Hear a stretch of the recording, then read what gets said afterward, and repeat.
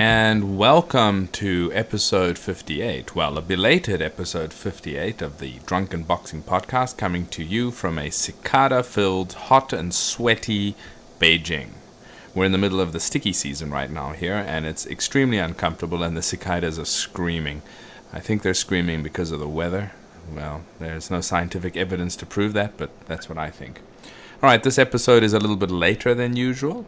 We missed our episode for last month because we were dealing with a few issues, one of which I did make publicly known, which was our Facebook page got hacked, and it got hacked in a way that one can't really fathom. They managed to bypass the two-factor authentication, and then Facebook, being the fourth, right and righteous and proactive group that they are, did nothing, even after it was reported a few times. It is actually a miracle that we got our page back, but after some time and struggle, we did get it back. So yeah, watch out, people out there. But you know what it did do? It made us think about certain aspects with how we reach out to the public, and to that end, I've decided to start putting a little bit more focus on avenues that are directly connectable through our Mushin martial culture website. So to that end, I have launched a blog. We already have quite a few posts there. You can go onto our website, read our blog post. I'll be updating that with news in the future as well. And that'll probably be the best way.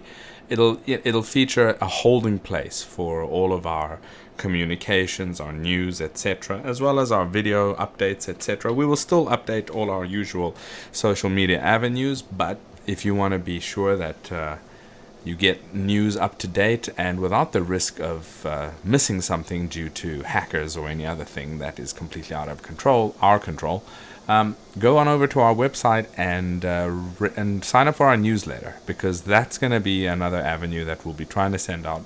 I don't want to send out too many newsletters too often, because there's not that much information or news to update you guys with, but I also don't want to annoy people. But I think a healthy amount of giving you guys an update once a month or so that has clickable links to our blog posts. I'm going to be putting some more interesting blog posts up. Updates to our YouTube section on our website, where you can click and see what's new on our YouTube page, our podcasts, and other aspects too. So that's going to be the best way to go forward. We've got some new blog articles up already. There's quite a few interesting things that have been covered, and I'll continue in that light. So head on over to mushinmartialculture.com and take a look at our blog.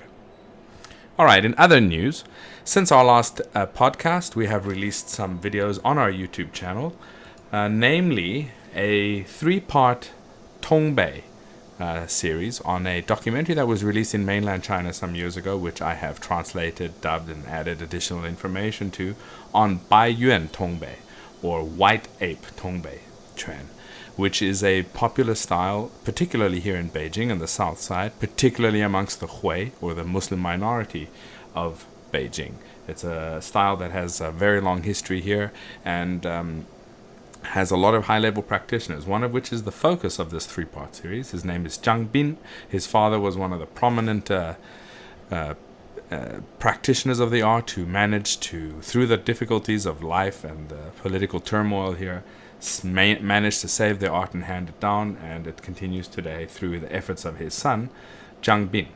So that's a 3-part series. It's been quite well received. Interestingly, the first part, for some reason, a lot of people watched, but then to the third part, I don't think people actually realized that there was a third part and may have missed it. But you guys can go out and check it out.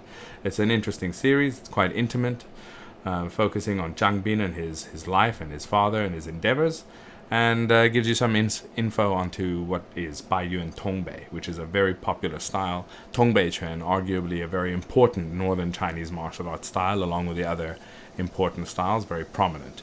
So if you don't know much about this art, you'd like to get some more information, check out the series. Alright, I also released a glimpse, which is pieces and glimpses from some lesson videos on a unique weapon of Bagua that I've started to introduce in the Huajin online learning program, and that is namely the Mandarin duck crescent blades. In Chinese, it's called the Ziwu Yuanyang Yue, which is literally the Meridian Mandarin duck crescent blades. In the West, it's sometimes also known as the deer horn blades, etc. But it's quite a unique weapon that is directly connected to the bare hand practices of Bagua.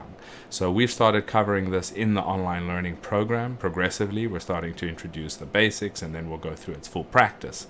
And I selected some highlights from a couple of lessons and put a little highlight video together. You can take a look at what that looks like, and some aspects of the weapon are explained there. Incidentally, one of our blog posts is about the weapon as well, so check that out. And I'm also very happy to announce that we have sourced and we have custom-made traditional, high-quality stainless steel spearheads available. These are made by one of China's most well-known swordsmith families, and I have them available in 3 sizes, from smaller to medium to large, depending on the size of the spear, all the way up to large spears. If you're training with those, we have spearheads available for those. And these are high-quality spearheads that will last you a lifetime, and they're traditional. They're not shaped like weird nails or whatever that are being prominently sold today, that don't even look like a spearhead anymore. These are spearheads, and they're particularly suited to traditional martial artists. Additionally, I personally use yak hair spear tassels, and I have sourced those and made those available too. So again, different sizes, weights, and natural colors, black and white, as well as horse tail hair I have available now directly on the website at Mushin Martial Culture, or shop on Mushin Martial Culture for you guys to order, so you can finally get yourselves a real traditional spear put together with a correct spearhead and a historically accurate spear tassel as well. Now the spear tassel comes in natural colors. It also comes in a red dyed version if that's what you want, but all up to you. These are great quality tassels and great quality spearheads. Alright, other news. We've released some new items on our store.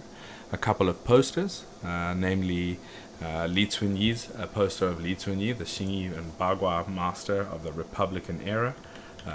We've got a very nice poster to go along with our other posters of great masters from the past. And we've also released a new line of apparel for Nadam. Nadam is the Mongolian people's summer, call it their summer games, which happens every year for hundreds and hundreds of years, with horse riding, archery, and of course Bokh, or Mongolian wrestling. To honor the spirit of the grassland and the art of Bokh, or Mongolian wrestling, we have t-shirts and hoodies available, as well as a new poster featuring 2 Jangat Bokh, which is an Inner Mongolian version of Mongolian wrestling, which maintains some of the features that are quite unique and older, connected to the Mongolian people of the area. It features 2 wrestlers locked in combat. So there's a couple of new posters and some other new apparel to check out.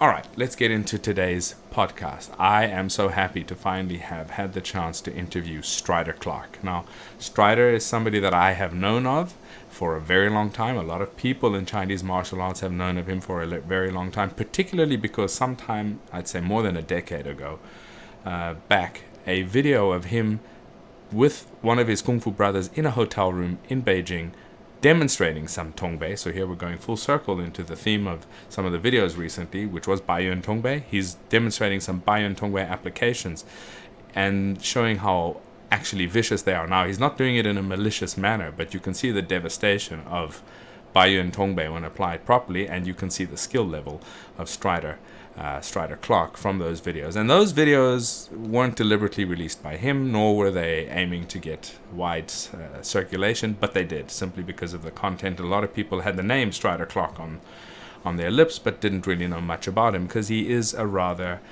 private person. And that's one of the reasons it's taken a while to get this podcast done. I've known him, and I've had a mutual friend of his who trains in the same association with him under Zhang Yun, who's a very good Wu style teacher out of Beijing, who's been in the USA for quite some time now. And he helped us get in contact, and we finally put the episode together. Now, Strider Clark is quite an interesting individual in his history. He was early enough, he started studying with Zhang Yun, Wu style Wu style Taiji Chuan, as well as Bai Yuan Tong Bei. All of the systems which Zhang Yun himself had learnt with the famed Wang Peisheng. Now, Wang Peisheng is a very famous teacher, well known, may he rest in peace, one of a highly regarded teachers in his time, and Zhang Yun is one of his disciples, and he was teaching in the States. And Strider Clark started studying under him. And Strider, very early enough, even traveled to Beijing and also studied directly with Wang Peisheng. So he is within what is called the Yingcheng Gongfa Association, which is Wang Peisheng's association teaching the arts that he practices, which include Yun style Bagua Zhang, it includes Bai Yuan Tong Bei, it includes Wu style Taiji. Now, Wang Peisheng is well known not only for his seniority in the arts themselves, he was an older generation practitioner, but also because of his high level of skill, fighting skill. He applied his skill in his employment as well, and he lived in a difficult time, so he was well known for that. I finally got around to interviewing Strider, got to hear about his background, got some insight into what he does, his practices, and he's got some interesting developments in his life that he's going to be focusing and trying to share the art of Bai Yuan Tong Bei and the other Yingcheng Gongfa practices to the public, but I'm not going to spoil that. Let's get right into the podcast. I give you Strider Clark. And welcome to the Drunken Boxing Podcast. Very happy to be talking to you today, Strider Clark. How are you doing?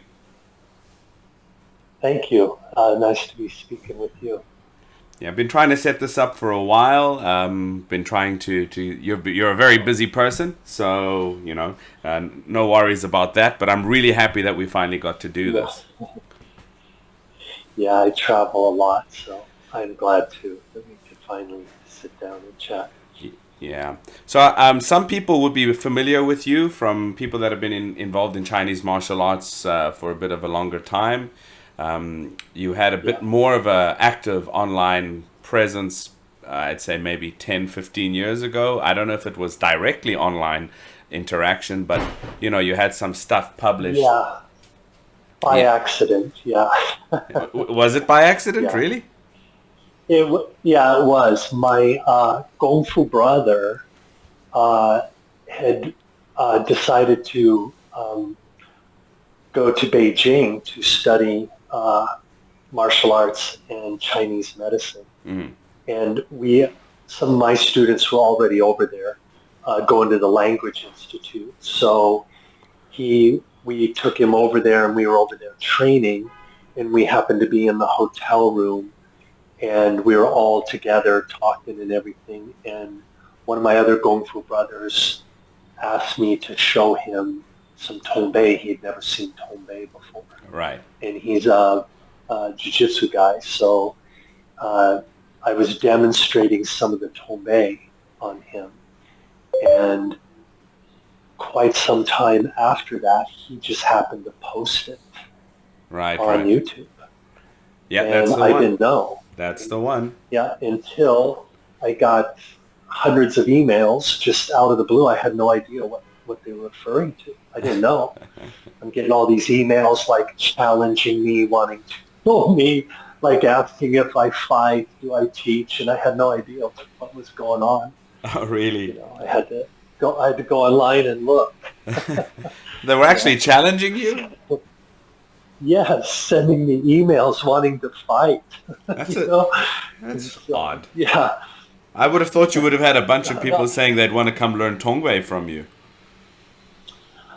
There were those. I think that in the beginning, if you remember, there was a few people, I think, that took it way out of context. They thought that I was being abusive, like I was beating up on somebody, like beating up on a student, right? Type thing. And it wasn't that way at all. It was a bunch of Kung Fu brothers in a hotel room, and that's how we train and that's very normal. And talk about skill. Yeah. So we knew each other, and it was very friendly, and I mean, we beat up on each other and hit each other all the time, you know, but it got construed as it was a student and I was being abusive, and then, people would send emails and stuff. So, but a lot of good did come from it also. Yeah, for sure. I mean, I remember most people, meet people. Yeah, most people talking about it were mostly impressed with your skill, with Tongbei if they hadn't seen it.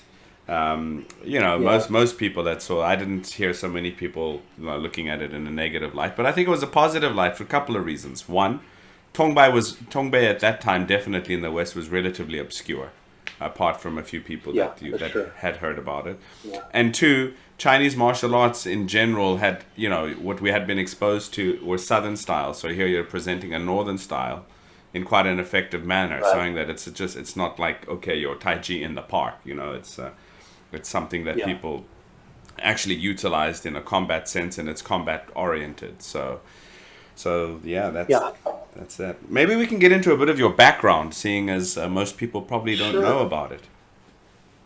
Yeah.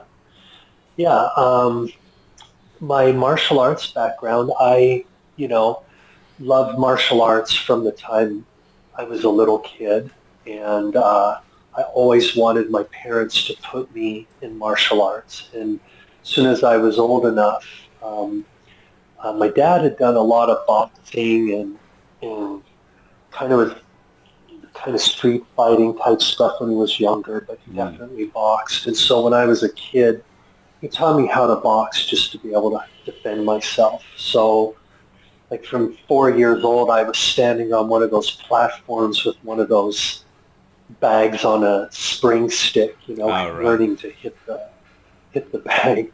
So from very young, I was learning, to box. And then the closest martial arts school to where I lived was Taekwondo. So they put me in Taekwondo, and I did Taekwondo for quite some time. And just before I got my black belt, I switched schools, and I went to a different school, and the master there did Kocho Shurai Kempo under Bruce Jutnik. I don't know if you're familiar with Not really. Matosi. Yeah. And they also did Filipino stick fighting from Raimi Priestess. Okay. And so I ended up doing stick fighting, Taekwondo, and Kempo at this school. Those were the things they taught there. And I was there for many years. And then I did some Danzanryu Jiu-Jitsu, Japanese Jiu-Jitsu, because one of my friends was into Jiu-Jitsu, and our chemistry teacher, believe it or not, in high school, she was a third-degree black belt in Jiu-Jitsu. So after school, we had like a little martial arts club, and she taught us Danzanryu Jiu-Jitsu. All right. So that was kind of what I grew up with. And then in 1989, I was like just getting out of high school. I met Master Zhang Yun, yes, who's Wang Peisheng's disciple, that came over teaching Taiji, Xingyi, Bagua, Toubei. Where was that? This was in Reno, Nevada. Oh, okay. Yeah, 1989. Yeah. Wow. So, yeah, I was just a kid. Well, I was like 18, heavy into the tournament fighting and the Taekwondo and doing all that stuff. And my grandmother's friend taught piano to a gentleman, Chinese gentleman. And one day while she was teaching me, he says, I got to go pick up my friend from the airport. He's coming from China. I have to help him get situated, and he's going to go to school here, and I'm trying to find him a job. And she says, well, what does he do? And she says, oh, he's a great martial arts teacher, martial arts master. Okay. She's like, oh, my friend's grandson does martial arts. So my grandmother wanted me to meet him, and I didn't want to meet him because he did Tai Chi. Oh, and right. I thought Tai Chi was that stuff, that old people do in the park. Yeah. I was 18. I'm like, I don't want to learn Tai Chi. But she made me go over and meet him. Yeah, and that's how I got started. And who was that? Was that This is Zhang Yun. Zhang Yun? Zhang Yun. Of course, Yeah, of course. Yeah.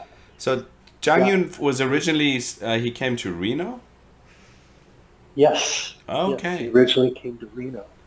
Yeah, he was going to do a master's degree in computer science. He already had one in China, and then he moved to the United States, and he went to the University of Nevada, Reno to get a degree in computer science, and that's how I met him. Yeah, I was like his first student. Interesting. So not only is he a talented martial artist, but he's a pretty smart guy as well.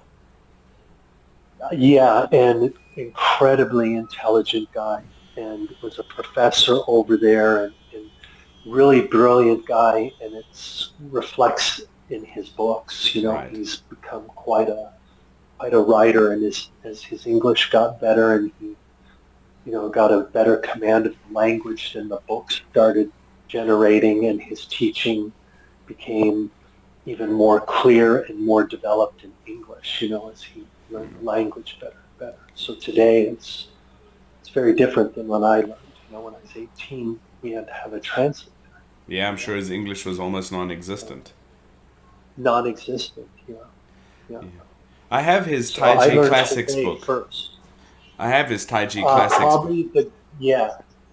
Probably one of the greatest contributions to the martial arts world, especially Chinese martial arts, to translate that book. It took 13 years. Agree. Several people. Yeah, and it's massive. Huge task. Yeah, it's a huge task. Huge. Yeah. Years and years and years of translating. Back when now we have AI. Things are changing so quick, but back then you had to have several people filtering through the English and then trying to get the meaning of the Chinese and the English to be on par. It was a huge task. I wouldn't be so fast though to say that AI can replace that, because I've seen some people that have been using AI to translate Chinese classical stuff, and it's a mess. So we're not there yet. Well, you still need to the nuance. You still need. There's layer upon layer of meeting characters, and depending on your level of understanding, what you convey, and that will always be something in Chinese that will be a challenge. Right. So you met him and you started doing Tongbei with him first. I did. He taught Tai Chi right away. We started getting people. Actually, a lot of local martial artists come to challenge him. Really? Like really challenge. Oh, yeah. And I was there, first he dumped me on the floor many times, and I was totally confused because I'd never felt that before. He says, you can try to grab me, and I was very nonchalant about it because I didn't want to hurt him. That's how arrogant I was. I thought I could really fight. And he's, here's this, smaller statured Chinese guy. He says, you can grab me, and I go to casually grab his arm, and I end up on the floor. And it just escalated from there, to where I'm really attacking him, and they move the coffee table out of the room, and then he says, if you want to try whatever you want, go ahead.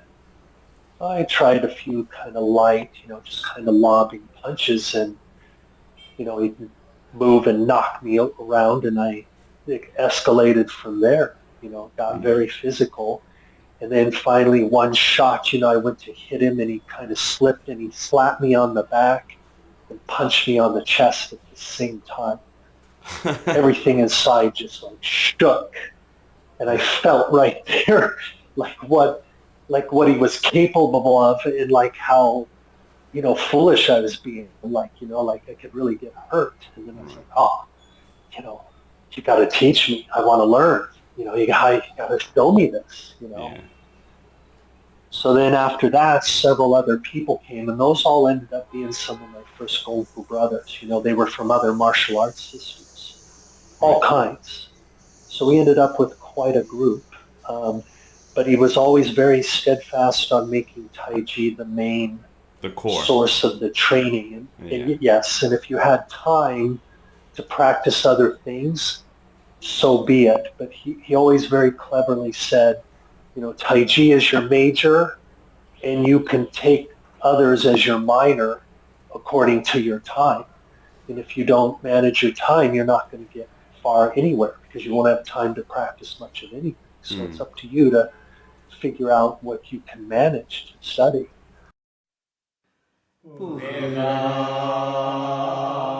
Boch, or Mongolian wrestling, is one of the three manly sports of Mongolian culture. With a history spanning thousands of years, this cultural activity has produced some of the greatest wrestlers on earth. Celebrate this culture of the Mongolian people and the spirit of the grassland with our new apparel, available now. T-shirts and hoodies are available, featuring a striking design of two Jangat Boh wrestlers locked in combat. Available in various colors. Get yours today. Right. But I was young, and Tongbei was very obscure, and the group was very small, even in China. And he felt that I was young and I should know how to defend myself well. And it's quick to learn and very physical and a very good base, right? Because it's got very similar principles to the Neijia Chuan. Right. And so it doesn't have any conflicting, body shape or principles. So it's a very good base. So that was I was always practicing that, always. And then of course I was doing Tai Chi, Xi, Bagua, and still, he was very open. I met him right before I was about to get my black belt, and he encouraged me, finish, get your black belt, study those other things, right? And do this. So I was doing a lot for those years. That's a good attitude, though. A lot of teachers don't have that attitude. They'll be like, "No, if you learn with me, you cannot practice that." So like, well. Exactly. He even came and met my, Taekwondo Kempo instructor, and they exchanged, practice and showing each other things, and we were all very friendly with each other. Yeah. Well, that's great. Yeah. That's great. We've been talking about Zhang Yun. We've been talking about what he taught you.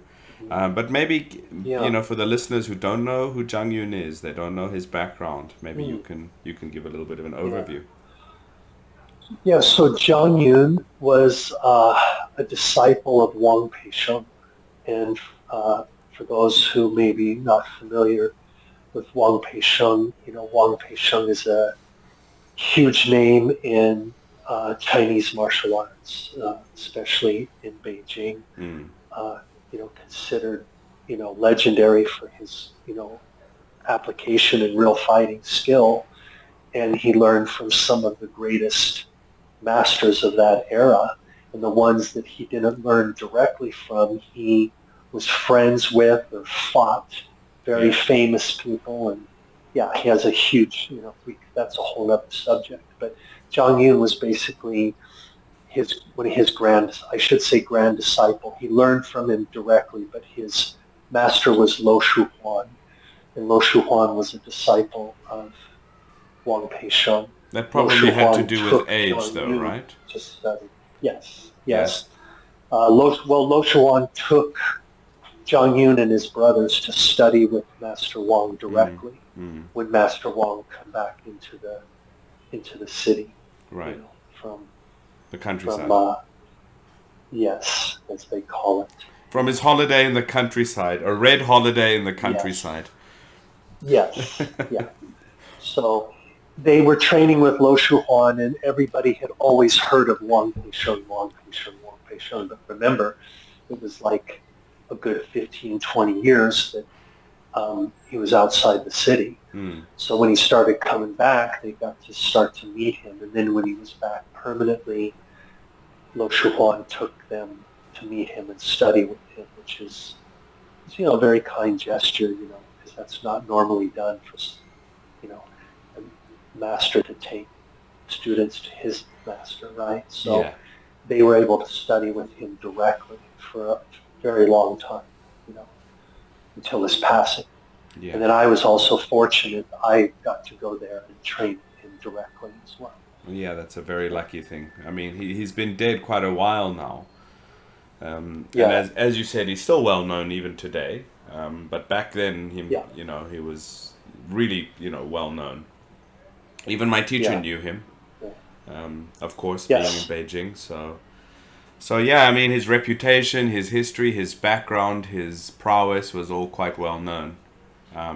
But the styles that he practiced... knew my uncle. They went to school together. Yeah. My Gong uncle. Yeah. So there's a whole connection there. Yeah. So yeah, I mean the background of his styles that we mentioned Taiji, Xingyi, and Bagua, and Bai Yeah, Yun, Bai Yuan Tong Bei. It's Bai Yuan Tong Bei, right? yeah, yes, Bai Yuan Tong Bei. Yeah, Yeah. yeah. It's So important to say that because there's several other types of Tongbei, and some of them are not even skill-wise the same type of martial art as Tongbei. They have the yes. same sounding name, but they're not the same martial art, so it can get confusing. Yeah, I did a little documentary translation that was filmed here probably 2015 or 16 or so, and I translated and Hmm. released it on my YouTube channel about Zhang Bin and Yes, Bai Yuan Tong he's Bei. my Gongfu cousin. Yeah, Yeah, my Gongfu cousin. I just saw him when I was in Beijing a few months ago. right, So, right. yeah. So Bai Yuan Tong Bei is quite well known even here in Beijing, though. But a few people outside of Beijing they think Tong Bei. They don't know Bai Yuan Tong Bei is something also quite different, and that it's heavily connected with Beijing. It's not something that's Yes. not connected with Beijing, and particularly with the south side of Beijing, Niu Jie, which is translated Yeah. as Oxen Street. Ox Street. Yeah. Yeah. So, Yeah. and the reason for that is because that's where the biggest mosque in Beijing. It might even be the biggest mosque in China. I can't recall, but it's the biggest mosque in Beijing was located on the south side, Yeah. and because of the mosque, it was where most of the Hui, or the Chinese Muslim community, lived. They lived in that area, Yes. and they still live in that area to this day. Yes. They all did there. Yeah. We went over there. We had hot pot and met with Zhang Bin and his group, and we were right over in that area. Yeah. To Right, this right. day. Yeah. What's Yeah. also interesting is that the location is basically just outside the original city wall of Beijing. Yes. And that's also relevant because of the Manchu and before that the Mongol back in the day separation of the Han and the non-Han, the Mongol and the non-Mongol to being inside and outside Yeah. of the wall. They lived just outside the city wall, which is The where they wall. built the Yeah. mosque. And interestingly, if I recall, I think Chinggis destroyed the mosque partially at some point, and then it was rebuilt some years later. But it's quite an interesting historical place in Beijing. So yeah, and you mentioned the Yes. hot pot. Yeah. A lot of people when they think of hot pot, they only know the Chongqing style of hot pot, which is that hot pot which has got like either a separation or no separation, and then there's a soup in there which is full of Yeah. chili oil and all sorts of things. But in Beijing, we don't really Yeah. eat that hot pot. Well, we don't to Yeah. differentiate. We call it xuanyang rou, which is basically a copper pot with coals in the middle, and then it's Uh, just basically white water. It's just plain water, usually from a spring. They might put a couple of goji berries in it and a couple of slices of ginger, but that's about it. The meat goes in there. yeah. Basically, you boil it in there instead of boiling it in a spicy broth, and then you dip it usually in some sort of sesame paste and some other Well, doesn't the stuff. story go that it originally started that they heated the hot water in their helmet? Yeah, that's the Soldiers. story. That's the story. Yeah, that's Yeah, the yeah. story, right? But it's probably closer to northern Chinese, possibly non-Han origins of people living in yurts and cooking around a pot in the middle of the yurt, Mongol type of a yurt when it's Yeah, really cold and eating it straight out of the pot. It's probably more realistic an explanation, yeah, but who knows? But who knows? It's very one of the more popular chains in Beijing, where it's called Donglai which is in fact a Hui or a Muslim Chinese chain of Xuanyang Rou or this type of hot pot restaurants. So highly recommended to anybody who travels to Beijing. Don't go looking for Chongqing yeah, hot pot. Eat the traditional Beijing hot pot out of a yeah, copper pot. It's really good. yeah. So yeah. So Bai Yuan Tong Bei. What style of Taiji Hmm. was Wang Peisheng's background? Wu style, Wu style from Chuanyo. Yeah, Right, right. yeah, And do you know anything about his lineages with the different styles? yeah.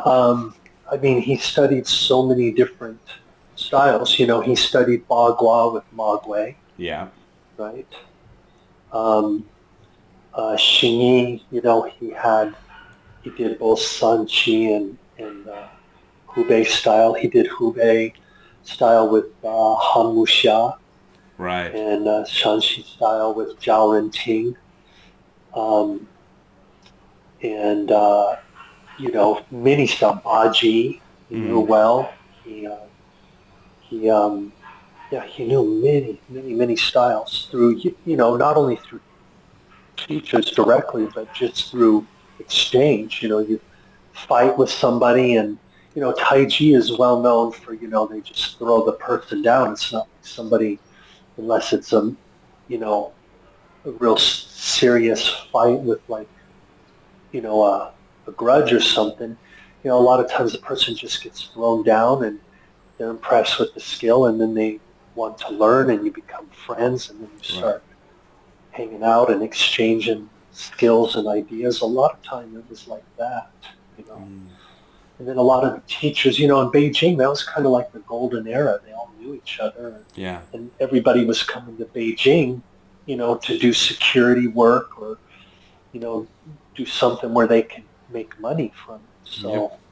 So, it kind of, if you weren't good, you weren't going to stay in Beijing because there was a lot of talent there from the forbidden city and the garrison, you know, guards and then the security companies with the caravans, you Yeah, exactly. So, know, wealthy people and everything. So there's a lot of, you know, work that required your skill. So if you didn't have it, you weren't going to, you know, make a name for yourself. yeah, yeah, exactly. And that's another thing people don't understand about martial artists who became famous in Beijing. If they became well known in Beijing, I mean, Beijing was the place that people came to make a name for themselves. So if they were well known here, Yes. they were good. If they Yeah. were not They well were good. known here, it's because they weren't good. So there's a this is the Yeah. was a place that Yeah. people came to, as we said, make a name for Exactly. themselves. That's a very important point to make. That if somebody had a high reputation there, you know, you didn't get a reputation unless you were really good because you were among some of the best of the best. You know, they come from all over the country, Yeah, you know, exactly. to work there. Yes, You know, exactly. and people fought all the time, and there's plenty of stories where, you know, they killed each other. You know, Yeah. it wasn't always friendly. So, yeah, Yeah, and Wang Peisheng was well known for as a martial artist. That's the other interesting thing. It's not like he was 100%. yeah. It's not like he No, it was was hardcore. a vegetable He'd fight salesman. anybody, anywhere, anytime. Yeah, yeah, No, for sure. Like he'd fight anywhere, anytime, anybody. yeah, He would go. You'd call on him, he'd go. Somebody'd come, he'd fight. Somebody said that they knew something and they were going to do whatever, he'd go. If one of his friends lost, they would come to his house and say, "Hey, I just fought this guy. He's really good. I lost." And that's one be like, "Take me to him." You know, he'd go there and he'd fight him. And yeah, it was always that way until the very end, you know, of his life. You know, he would accept any challenge.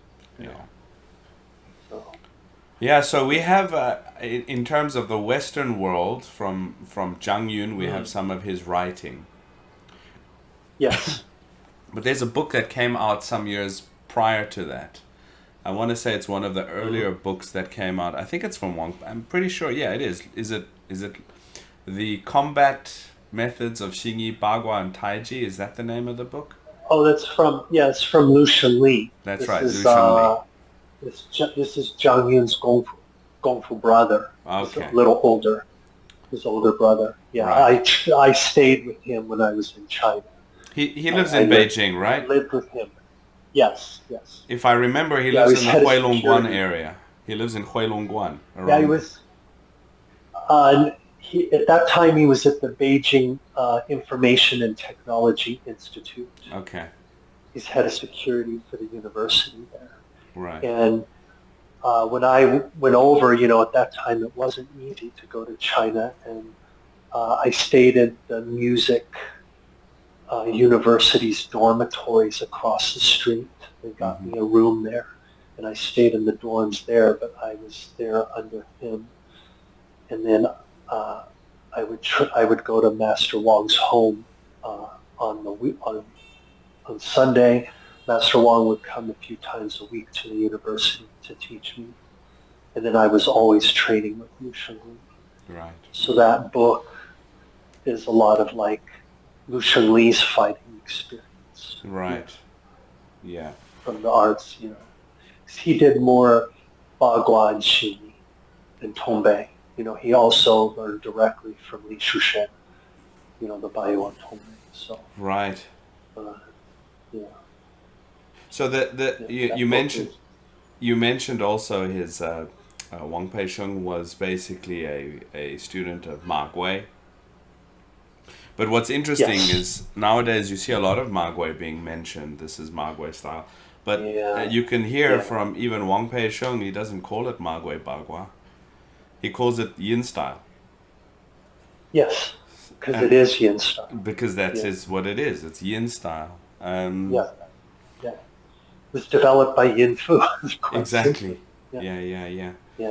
Have you had a chance to compare notes with some of the people that I think there's some in the States that are promulgating Ma Gui style? Yeah, I've been, because I travel and I'm so busy and everything, I've always kind of never, which is probably a negative, I've really never paid too much attention to other stuff most of the time, unless it comes directly to me. I never really went out and looked and haven't done too much, But I felt at the time I felt I was very fortunate because, Master Wang learned directly from Ma Gui directly from Yin Fu, and even, some with Dong Haichuan. So I always felt I was very fortunate with the Bagua because it's very, few generations from the source. Yeah. And I learned directly from Master Wang while I was in Beijing. He taught me Yin style Bagua, and then he taught me, it's very special that I don't think anybody else learned, was the Ma Gui's broadsword skill. Okay. So, and Ma Gui's famous for that, as you probably remember the history of him charging out the gate on the horse with the broadsword. So, I learned that from Master Wang. Was that with a I know. Did you study with a big sword or a normal sized broadsword? No, it's a normal sword. Normal that's broadsword. what I thought. Yeah. It's fighting skill. Exactly. Pure fighting skill. Yeah. Yeah, that's interesting. I mean, like you said, if you're busy with your own training, you don't really have a lot of time to go and compare notes with other people. I just found it interesting. I mean, even with my teacher, when I first told him or showed him, like maybe 15 or more years ago, probably more, I showed him like, oh, look, this guy is teaching Ma Gui style. He looked at me, he's like, what's Ma Gui style? I'm like, yeah. I've never heard that until you mentioned it to me just now. I've never heard that. Oh, really? That's how little I pay attention. Yeah, you should Google it. Maybe I'm making myself. So I said, Ma Gui style. He said, you mean Yin style? I'm like, well, they say it's Ma Gui style. He's like, what's Yin style? I'm like, okay. All right. Yeah, so... Yeah. So I mean, I don't know. It's not like I've done any research into it myself, so I can't comment. But I don't know why you would say that. That would almost be like me studying, Taiji with Zhang Yun and calling it Zhang style. Oh, I've said the same thing to my teacher. I'm like, should I call my Xingyi D style Xingyi and D style Bagua because I learned with Di Guoyong? Yeah. No, and so. And the importance of the lack of or the absence of multiple generations between you and the origin, and I mean I have a similar experience. Like I'm fifth generation. If you go Dong Haichuan, Liang Zhenpu, Li Ziming, my teacher, and then me, it's pretty close. Yeah. And there is actually something to that. And within Liang style, I can't say so much. Particularly people that are connected to Li Ziming, it's pretty clear. The stuff hasn't deviated that much. Some people have, but not too much. Yeah.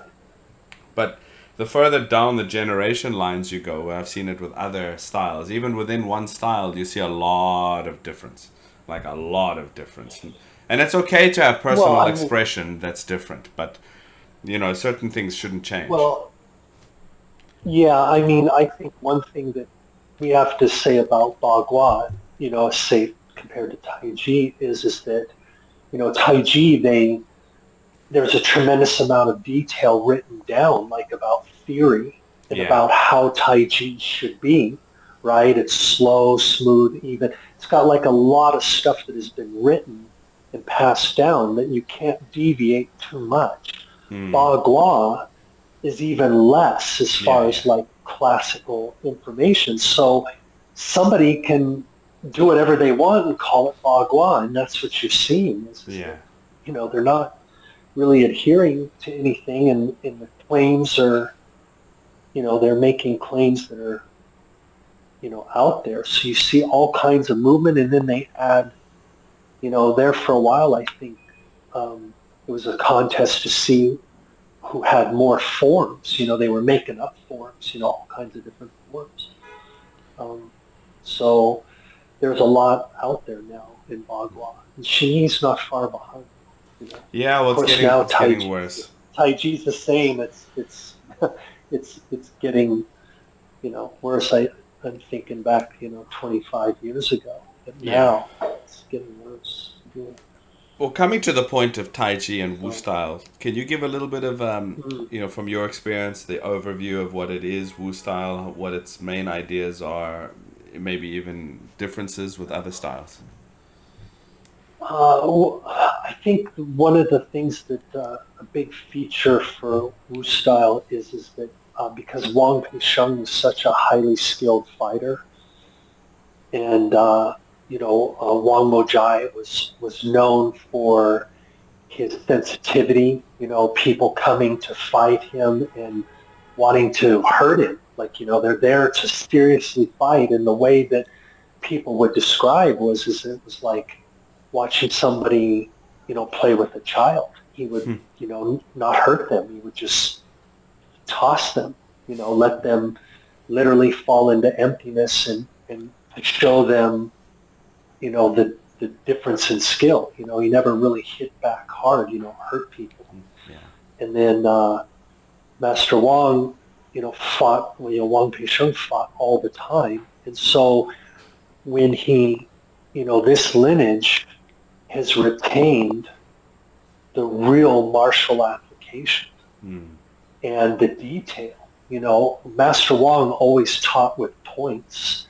And when you learn Wu style Taiji, it's a totally different experience. Like for example, when I went there to learn from him, my translator, I remember he took me to the bookstore and we had to buy a book on acupoints because he had to study the points, because we'd go to the class with Master Wang, and instead of saying, you bring your hand up to your ear, he'd say, Hogu to Armand, and my translator is Hogu, Armand, Hogu.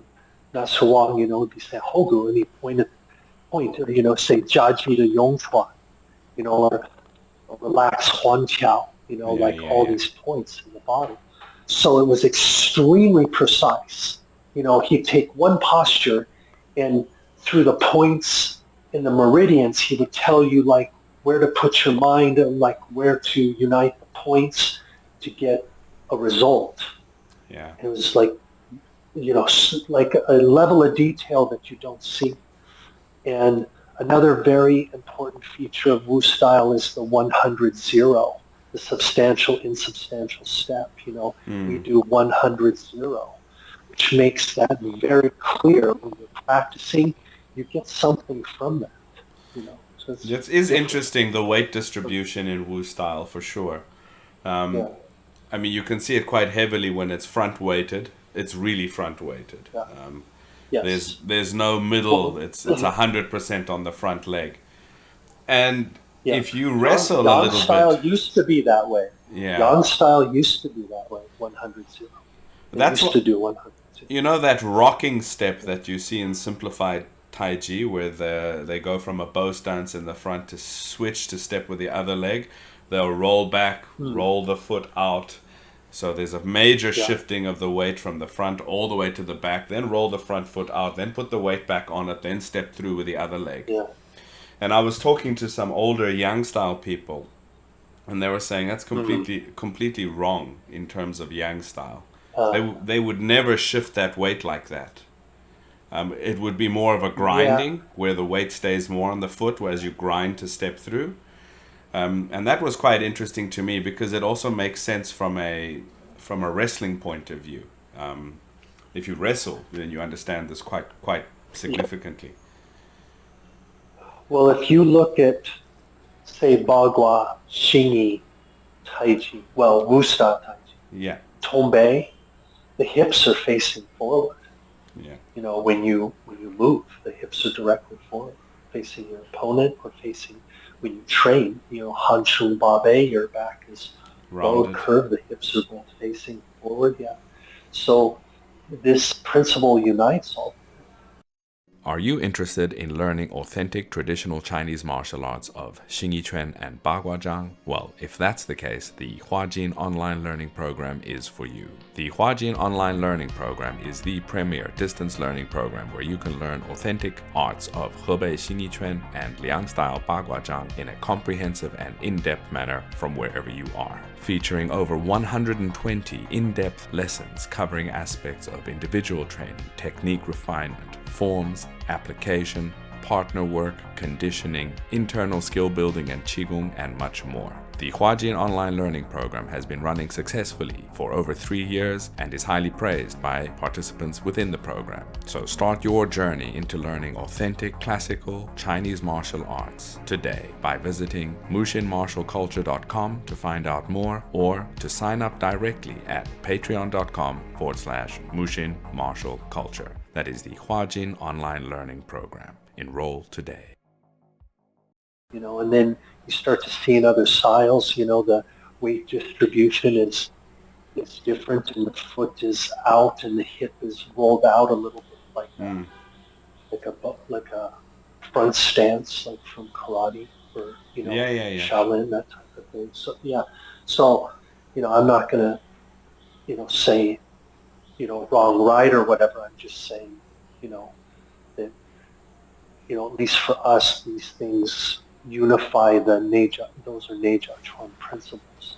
And the 100-0 is the Taiji Chuan principle. You know, you could, you know, use fluent in Chinese. If you get Yang Chen Fu's old book, the book says very clearly 100-0 weight distribution.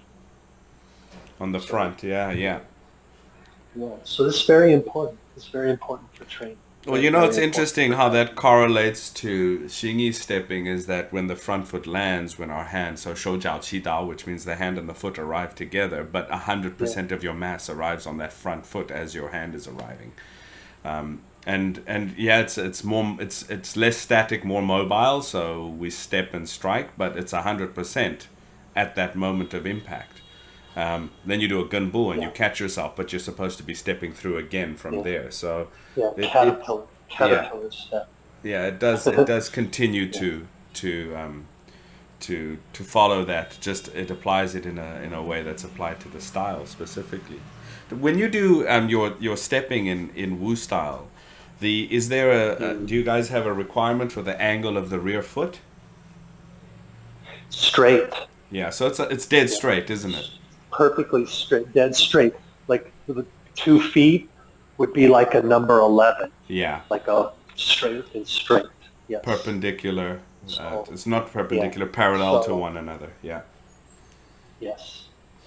And that does a lot. That does a lot for your again that 100-0, but also for your projection of structure, which rebounds off the ground through the back leg. So it just, I mean, the biggest thing that it helps you understand is substantial and insubstantial. Makes it very clear. You learn this. If you don't have this Taiji, it's difficult. Right. Difficult to understand. But that's just my for sure.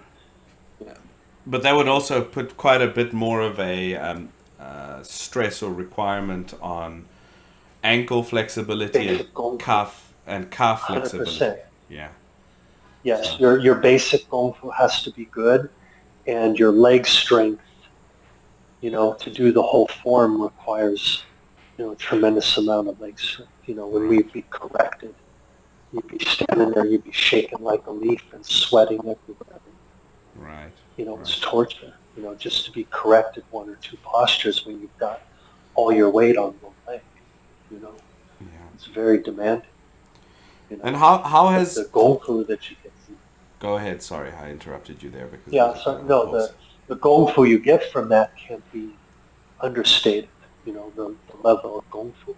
And also, when you have those feet straight facing and the hips facing forward,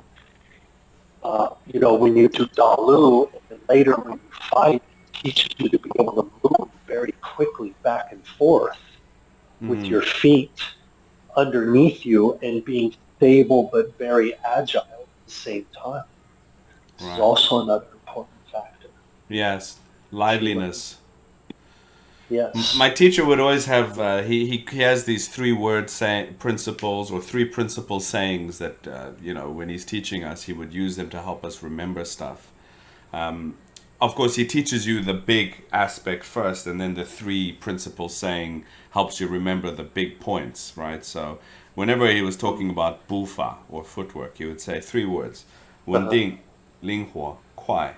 So, 稳定 is stable, 灵活 is lively, 快 is fast. Mm. And he's saying Yeah. these all three should be manifesting in your footwork at all times.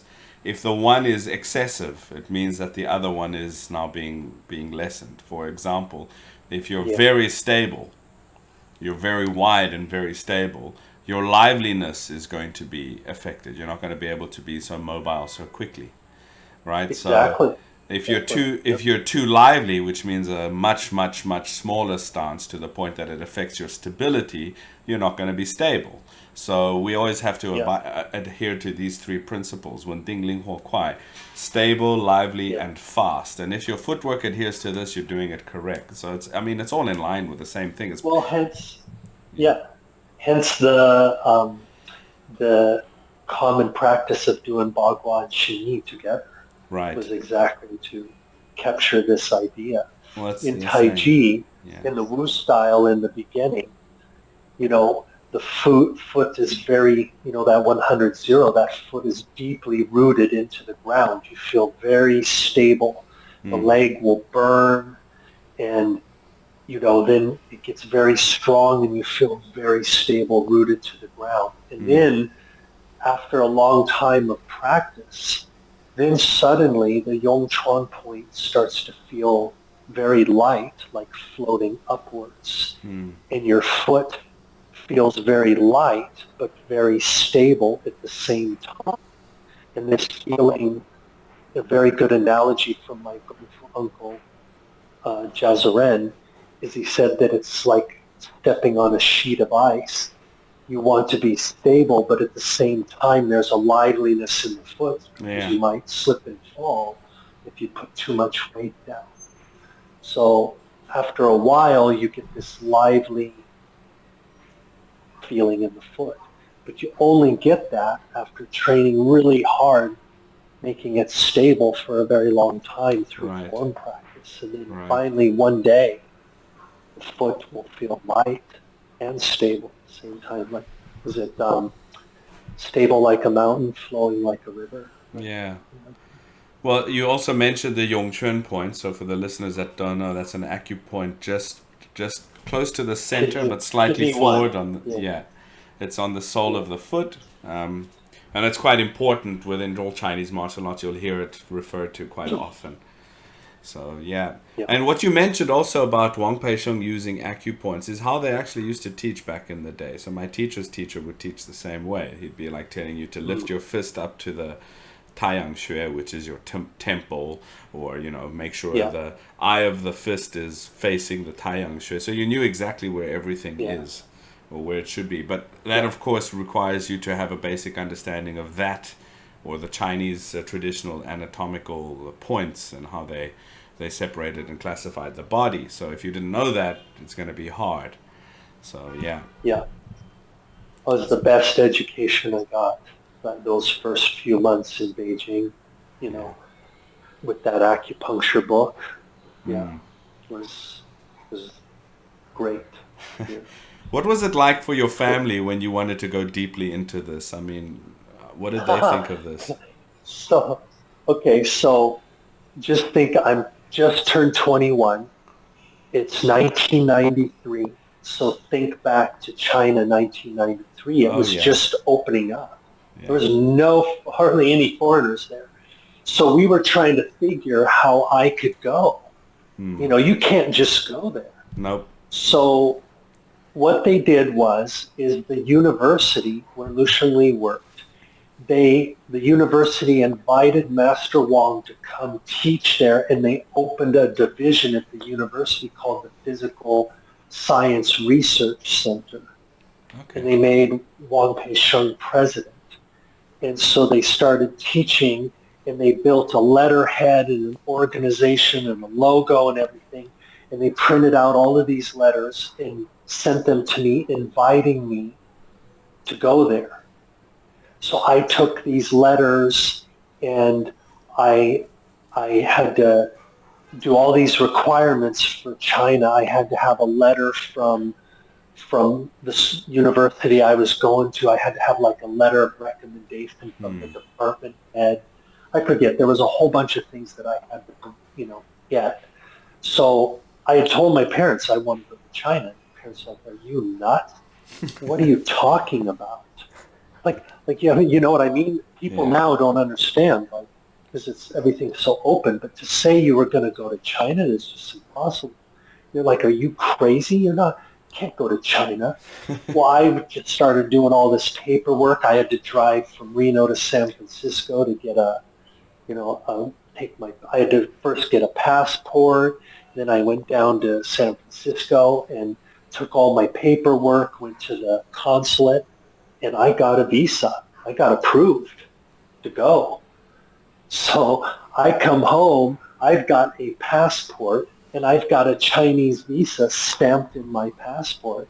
And I threw it on the counter, and said to my mom, "I'm going to China." And she took that passport and opened it up and saw the visa, and she started crying, and she called my dad at work.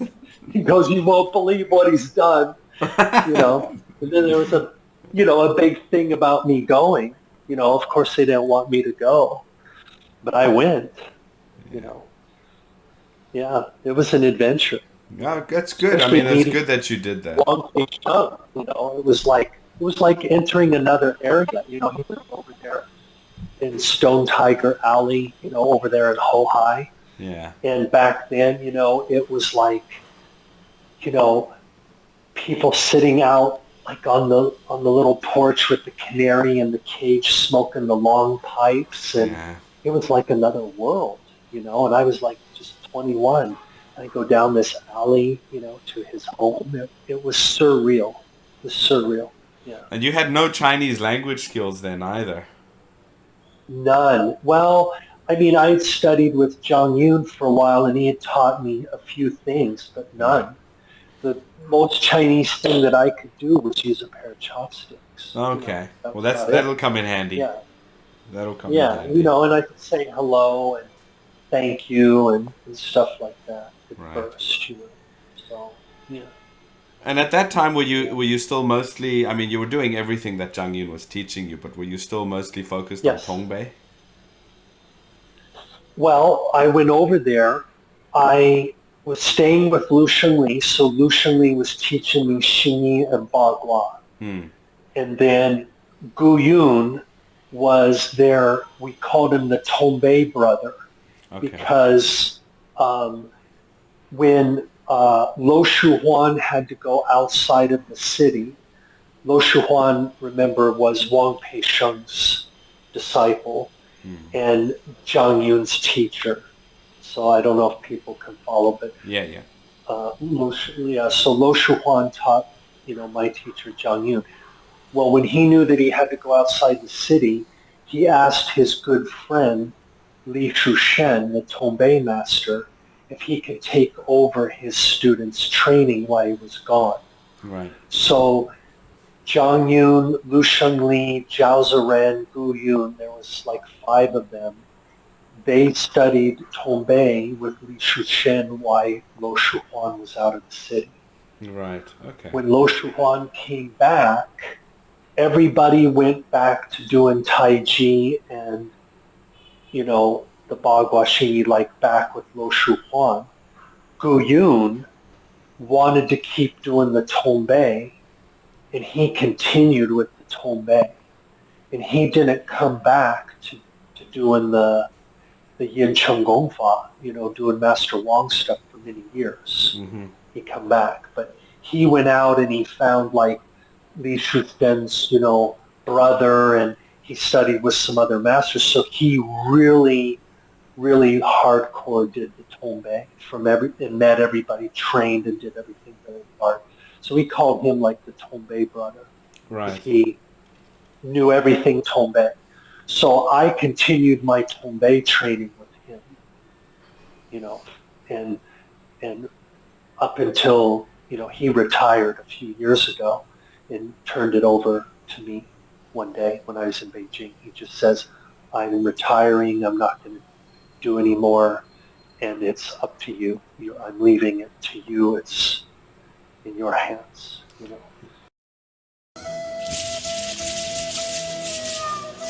My whole life is a lie. Are floppy Chinese swords getting you down?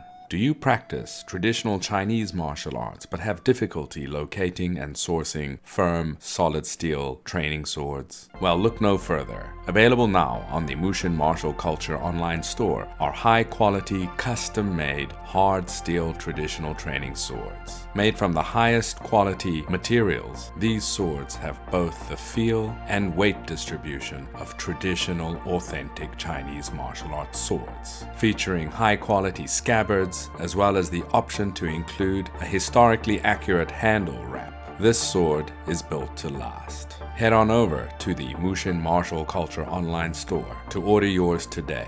Available as well on the store are other items, apparel, training shoes, and other unique Chinese martial arts merchandise. The URL is mushinmartialculture.com. Ditch the tin foil and get yourself a sword you can be proud of. Yeah, So Li Shusen, if I remember, was Li Zhendong's student for Tongbei. Yes, Gebei Li, Iron Arm Li. Iron Arm Li, yeah, that's it. Yes. It's confusing because there's 2 Lis, right? Li Zhendong and Li Shushen have no relation. Yeah. They're no relation. Oh, there's a million Lis in one in one area of China, any area of China. So Li Zhendong was fast hand Li or black hand Li. Yeah, that's it. Like lightning hand Li. And then his student Li Shushen, whom Zhang Yun studied with, my master, he was Iron Arm Li. Zhang Yun isn't Muslim though, right? He's not Hui, is he? No. And we're not, the Ox Street group is our cousins. They're a totally different branch. Right. Completely separate from us. Zhang Bin's father came and studied with Li Shushen, and that's how Zhang Yun, Zhao Ziren, that's how they all knew. They knew Zhang Bin's father. They trained together. You mentioned you've mentioned Zhao Ziren a few times. I'm actually going to be releasing a small documentary similar to the Tongbei one that was done on him, mostly focusing on his Taiji, that was filmed also a few years ago. I'll translate it. But he focused on the entire system. I mean, did he do Tongbei, Xingyi, Bagua, Taiji, or was he more focused? Yeah, and his level is incredible, and he's very good real fighting, like fights all the time. Right. Even to this day, it's very skilled. Do you visit him when you're here? Fighting. Yes. You still come through. I go and study with him. Yeah. I'll be there. I I try to come as often as I can. I'm just thinking of trying to go in July. Mm. This July, but if not, I will go in the fall. I will come and I will go to see him and Lu Shengri specifically, like Zhao Ziren and Lu Shengri. It's becoming incredibly hot, incredibly early this year in Beijing. We're already like 38 degrees with quite a high humidity, and it's quite unusual for this time of year. Usually it's like this in July. So I'm wondering if this year is going to be quite a hellish July. So if you skip July, it might actually be a good thing. Because Beijing is best in spring and fall. So Usually we're talking October, so we'll see. Okay. I definitely, if they go in the fall, I will definitely go. Yeah. My last job, I used to travel a lot, so I would pop into Beijing. Right. I don't travel internationally as much as I did before. I was traveling all the time for my job. And was your work related to martial arts? Yeah, in a way. I worked privately for an individual, and I was head of security. I was basically head of security, personal physician, and trainer all mixed into one. I traveled everywhere with him, and did all the medical for the family, and then did all the, arranged all the security for the different locations, the homes and the personal security. Okay. And all that. Well, that's good. Keep putting the knowledge to practical use and continuing in the real world with it. But you say you're not in that anymore. You're not working there anymore. I did that before. Right now, I'm mainly based out of New York. I work for another family, and it's only the medicine, the Chinese medicine. I don't do the security for this family. I just do the medicine. Yeah, I started off in law enforcement for almost 10 years. And then my degree was in criminal justice law enforcement. I went through the police academy a whole bit, and then I did all of that. And then I moved out of Reno, ended up moving around, and then one of my Gong brothers talked me into coming to New York and helping him with his martial arts school, but I actually ended up getting into personal training. So then I was a trainer, and then I went back to school for Chinese medicine. Yeah. Wow. So you don't miss Reno? With a job doing all of it. I do. I miss Reno, but the type of work I do and stuff requires me to be in bigger cities and travel. So, like right now, I don't travel as much, but before it was 850 hours, a year on a jet, and like 140 some cities and almost 50 countries. It was a lot every year. So no, that's too much. You can't keep that up for forever. I mean, I traveled a lot for work too, but it does take it out of you eventually, So. Yeah. Well, it's just so disruptive on the body and the circadian rhythm and the 24-hour psychology. Everything is just turned upside down. One day it's 2 p.m. and you're having lunch, and then you change time zones and it's 2 a.m. You wake up at 2 in the morning hungry for lunch. It's, just wrecks you. Yeah, it's no good. No good. I mean, sleep and having stable sleep is probably one of the most important things for martial artists in any case. But I'd say for humans in general, but it really screws up if you're training heavily too. So. Yeah. For sure. And what are your prospects now that you're looking to do in the future? Since I've slowed the traveling down, writing a book on Tongbei, which is going to be amazing. It'll be done here soon. Zhang Yun continues to write, and there'll be more books coming out on different things. So there's always that. to work on. And then I have a place in Florida now, and I'm in the process of kind of building like a retreat center and a martial arts school, like Oh, where I can nice. train, and with a gym and a training hall and some treatment rooms, and it's on 8 acres, and it's like a farm, and I've got animals, and it's beautiful. And then I'm going to have this training hall where I can do all my stuff, and I'll invite people and have, I'll bring teachers from all over and have people come here and train. That's always what I've wanted to do. So That's great. I'm down here now working on the property and getting contractors lined up to go into the next phase of the work and everything. So hopefully that'll be done soon. I'll have a place open. And so my plan is to teach more and be, I guess, out there more, for a lack of a better Right. way to put it. Just be more open and teach more.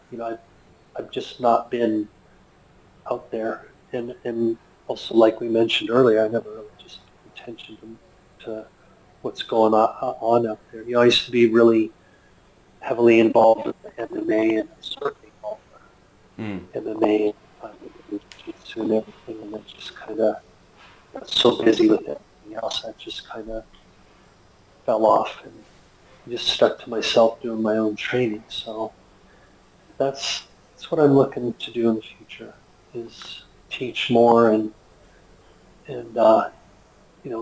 get the books out and open a YouTube channel that's coming soon. Yeah, you should do all that type of stuff. You should do all of that. So you're going to be stationed in Florida more permanently? That would be the goal. Right now I go back and forth between New York and Florida. Right. For work. I work mostly in New York. Yeah. And I come down here. And so we'll see. We'll see, how it goes. But the goal is to be down here more. Yeah. And then have a place where people can come and train, like seriously train, like a serious space. That's great. That's great. Dragon Body, Tiger Spirit, a translation and explanation of the classic text of Xing Yi Quan, is available now. This critically acclaimed work presents, translates, and explains the core classical texts of the art of Xing Yi Quan, many of which have been utilized by other arts, including Taiji Quan, Bagua Zhang, and others. Available in hardcover, softcover, and ebook versions. Get your copy today from MushinMartialCulture.com or from Amazon. Take your practice to the next level with Dragon Body, Tiger Spirit. Well, yeah, it'll be very interesting for particularly people in the States to have access to this. As we've mentioned, you've been, somewhat known of, but difficult to find and locate over the years. So, yeah, this is good. This is good. And you're starting with a Tongbei book. My previous work made it difficult. My previous work, I couldn't be out there. I couldn't be advertising or be on social media and stuff. Just with what I was doing, it wasn't. Of course. For the job I had, I couldn't do that. So. Of course. Well, yeah, I think that sounds good. And you're starting with a Tongbei book. Is there any specific topic that you're going to be covering? It is going to be the history and all of the training methods of the art of Bai Yuan Tong Bei.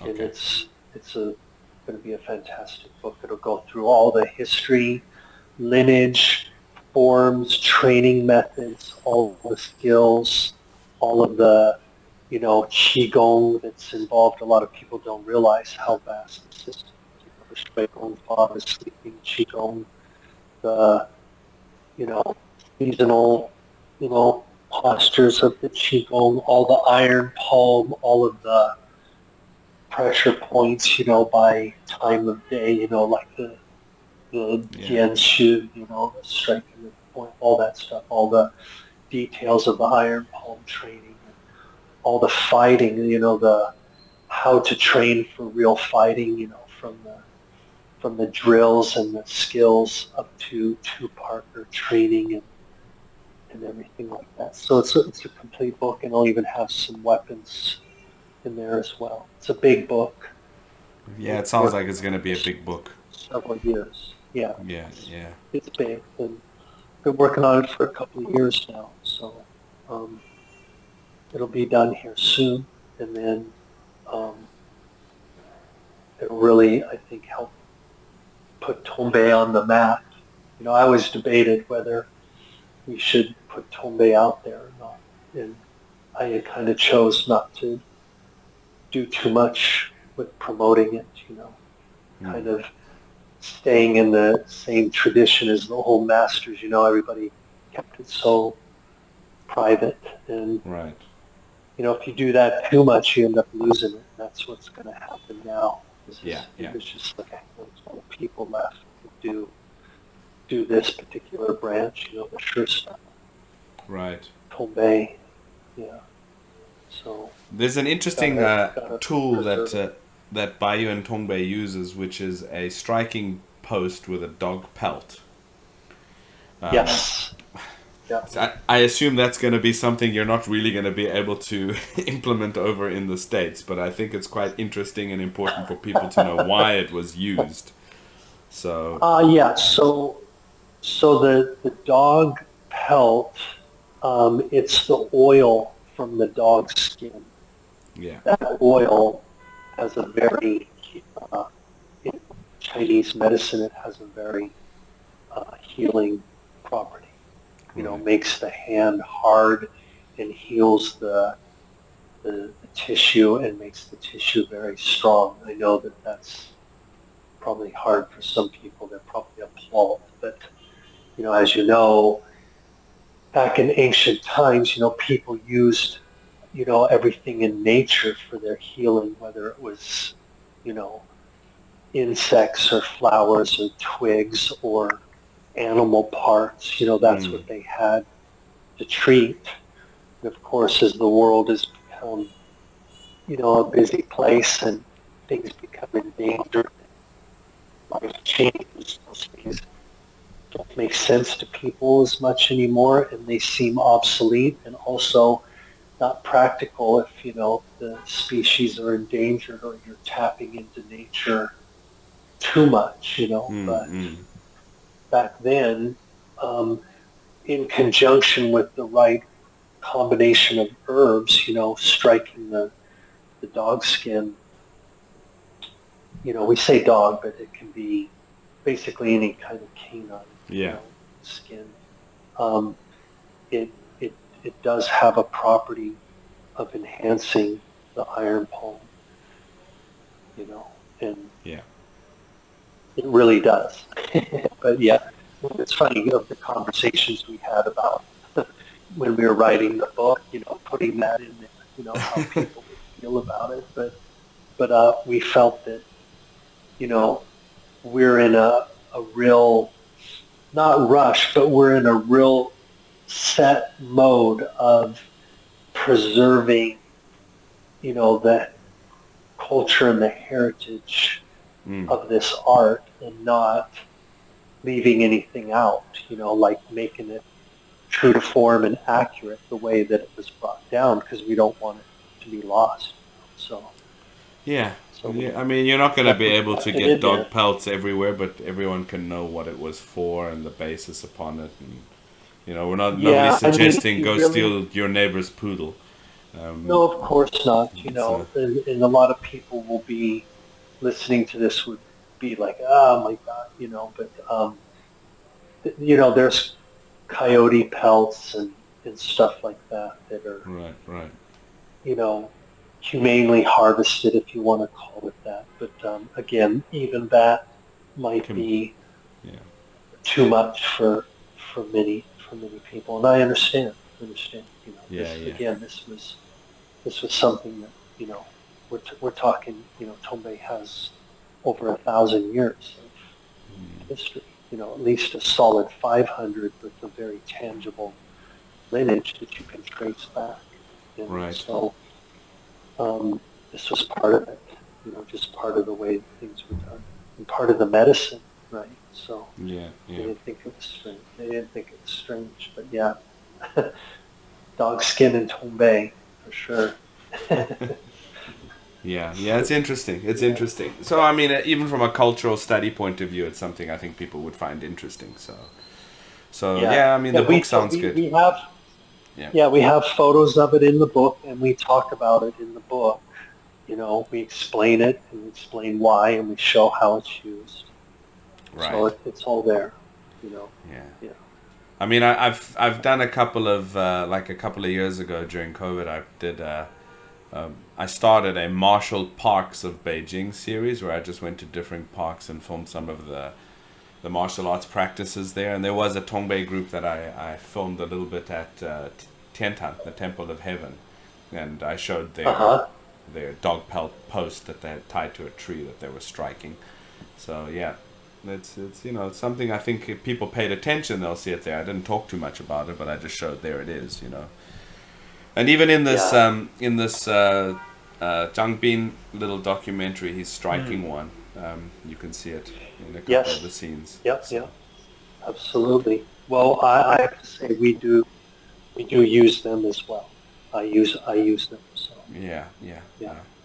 I mean, like you said, there are a lot of different parts. I mean, the Diedajiu, the alcohol that I use solution. it's got, I mean, so many odd ingredients in it.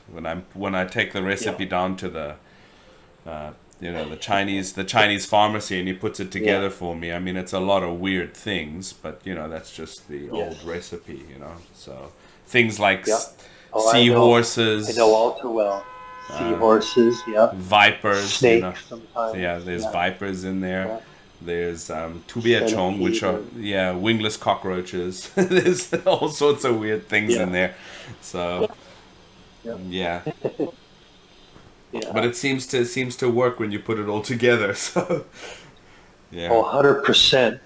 100%. When I went to Beijing the second time with my Gong Fu brother, we were doing iron palm every day, twice a day.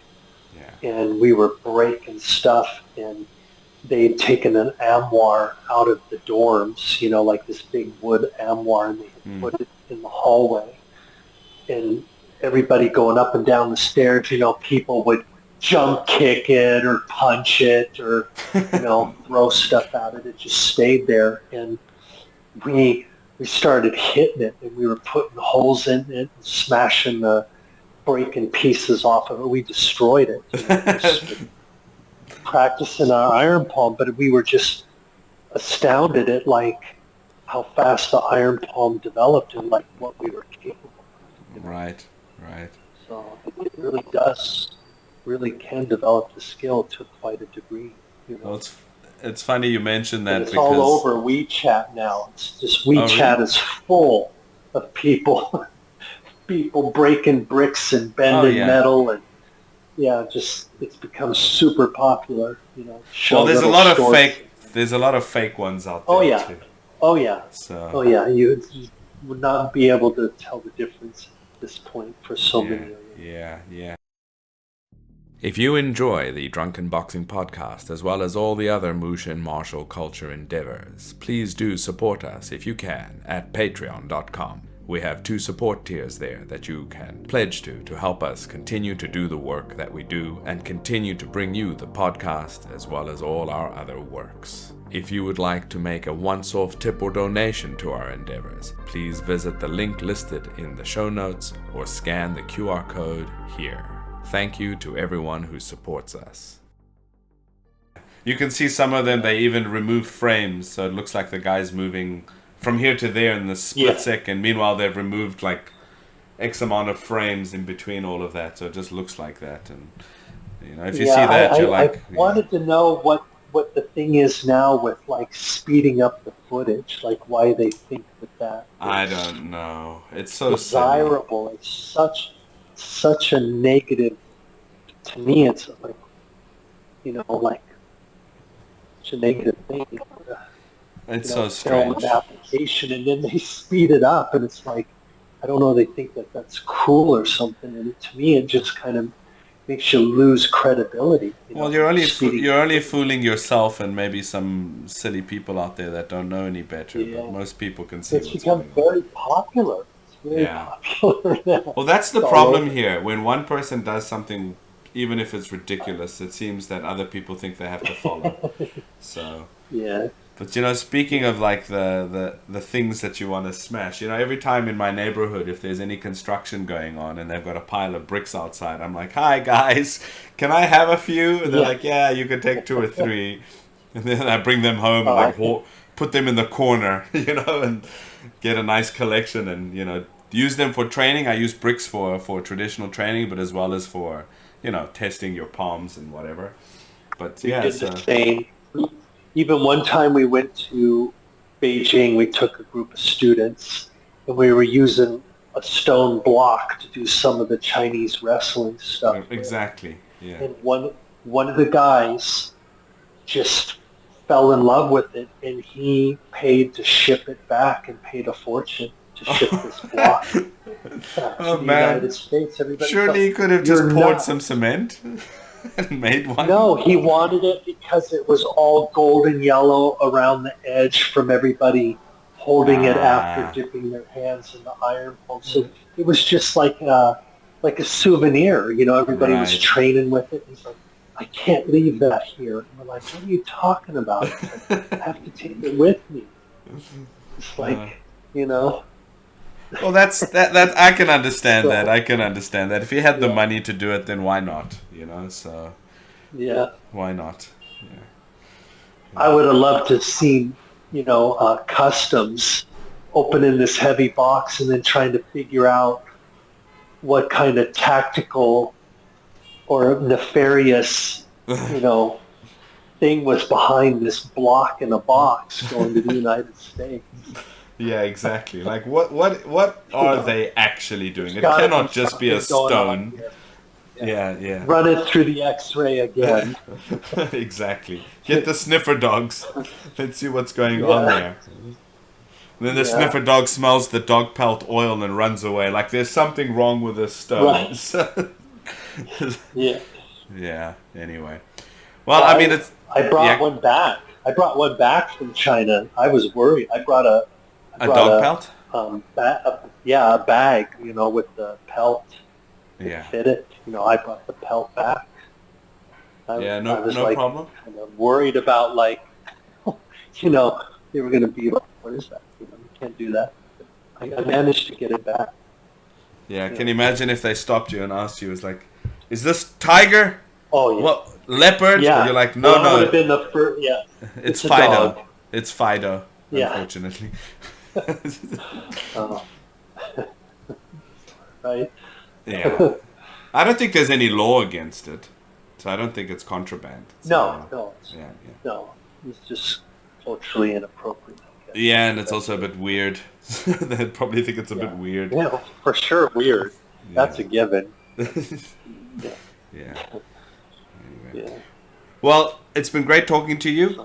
We said we'd do a follow up Well, later on when you've got some more of the yeah. stuff that you're doing finalized and ready to go. Yeah. We wanted to get a bit of your background. I think people hearing a little bit about your experiences, getting to know you is this is a good was a good little discussion for that. I don't know if you have Yeah, I any think so contact too. details you want to put out publicly yet. If you don't, that's also okay. When you're ready to, we'll do this again and then we'll do that. But yeah, thanks for being on the show today. Yeah, I mean, I think the easiest way, is my Tombei email. It's white8fist@yahoo.com. Okay. White People Ape want Fist. I'll put that in the me show to, in the yeah, links in the description. yeah, yeah. All right, perfect.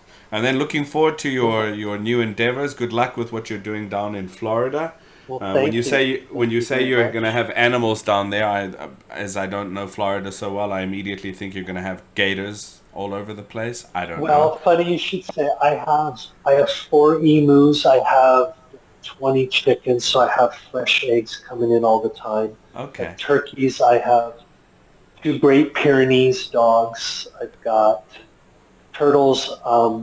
I have an agricultural license for Japanese koi, so I have Japanese koi swimming in a lake. I've got tilapia, and I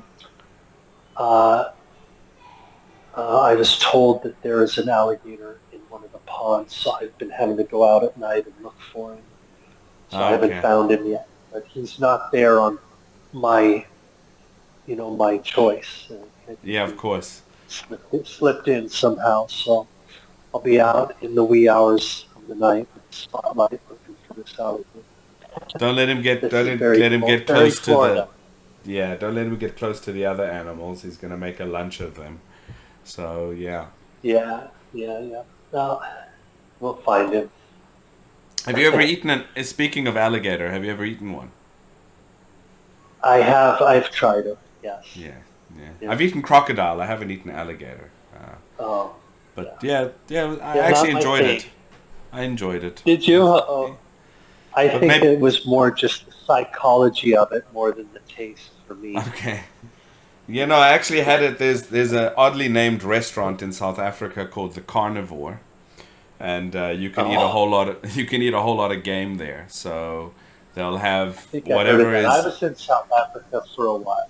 Yeah. Okay. I was in South Africa for a while. Yeah, so you know whatever is in firstly in hunting season, or sometimes they have to do a cull. So if there's a cull, I mean, at one point I had an elephant. Now that I don't recommend. Oh wow! It tasted like eating a tire, so that wasn't great. Oh. But the crocodile I quite enjoyed. I guess it depends on which part and how it's cooked. So yeah. Oh boy. Yeah. But I do like the bucks and the things like we have kudu and other bucks in South Africa. They taste great, so I enjoy that. Yeah. Yeah. All right. Yeah, well, it was there in. Oh, sorry. Carry on. Yeah, I wanted to ask you. You just said you were in South Africa. So when were you? Yeah, there? I was in Cape Town. Cape Town. Yeah, it was. Gosh, it's been maybe a good. Well, maybe 6, 7, maybe even 8 years. Okay. About 6, 7 years ago. Yeah. So fairly recently. It's fairly recently. Yeah, but Cape Town's very different to like Johannesburg. It's like almost another country. Yeah, I never been to Johannesburg. It was there, yeah. Yeah. So up on the high veld. Filming a movie, 24 Hours to Live. I was with Ethan Hawke, and he was filming 24 Hours to Live. Oh, cool. One of his movies. They filmed it there in Cape Town. If you ever check it out. Yeah. I'll check it out. Now that you mention it, I'll make an effort to watch it. So. Yeah. All right. Well, I'm not going to keep you any longer. It was great chatting to you. We'll get your details and send them in the description here, and we'll look forward to doing this again when you're ready and up to launch or some of the future stuff. Yeah. Okay. Definitely, and I'll hit you up when I'm in Beijing next time. Definitely do that, and we'll get together. All right. You have a good evening. All right. You have a good evening, and thank you very much. Okay. Bye. All right. Bye-bye.